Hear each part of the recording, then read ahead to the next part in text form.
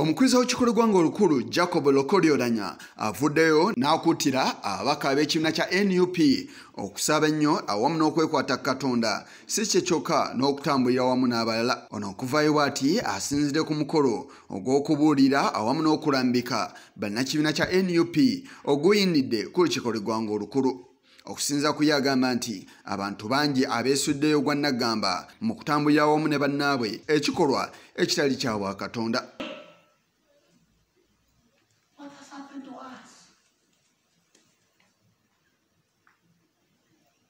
What has happened to us? People hold prayers for sick people. Others hold parties for the sick people to die in this country.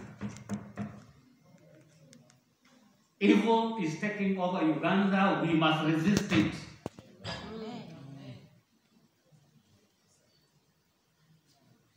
And some people do it for sure.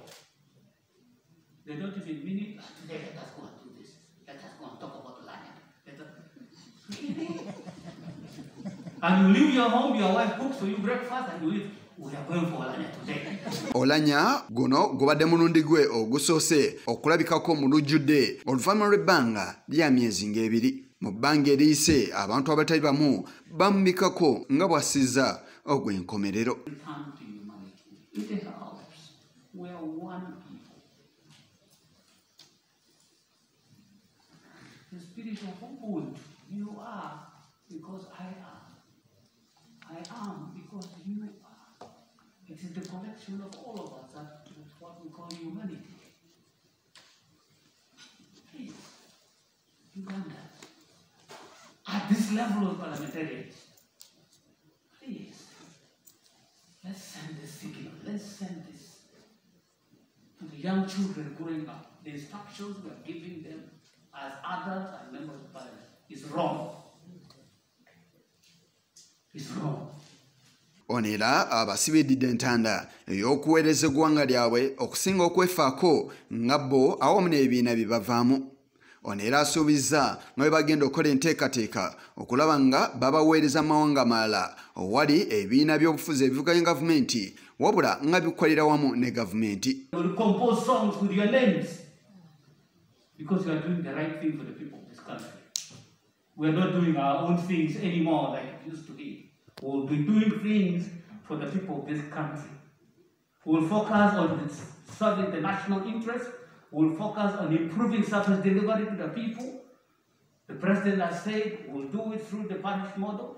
We test out what. All we want is let what we do reflect on how our people look, feel, and enjoy life. Too much talk, nothing. We must move from the rhetoric we always do to action. Era ategeezezza nga bagenda okusoosowaza ekintu ky'okukolera wamu okusinga okwefaako nga y'omuntu. There's a word we want to remove from parliament and replace with another. We want to remove the word I, and replace it with we. I has not taken us anywhere. Will never take us anywhere. We together will achieve a lot. Akulira oludda olw'obula gavumenti mu Parliament Mathias Mpuuga nga yeyaguddewo ensinkano eno avuddeyo n'akuutira ababaka bano okuweereza abantu abaabalonda okusinga okwefaako nga bba abantu. Empya buli lunaku naye ng'ebikolebwa mu Parliament tobikoze nga ebikolebwa oba tolina muzinzi gw'ogasse ku mulimu gw'akutulira mu Parliament. Naye omulimu ogukolera mu bumanyi twagala ababaka baffe bakolere mu kumanya. Tulina okujjukira nti ebitundu 80 ku 100 ababaka bali mu Parliament bapya. Kya buvunaanyizibwa okubakwatirako okutegeera enkola.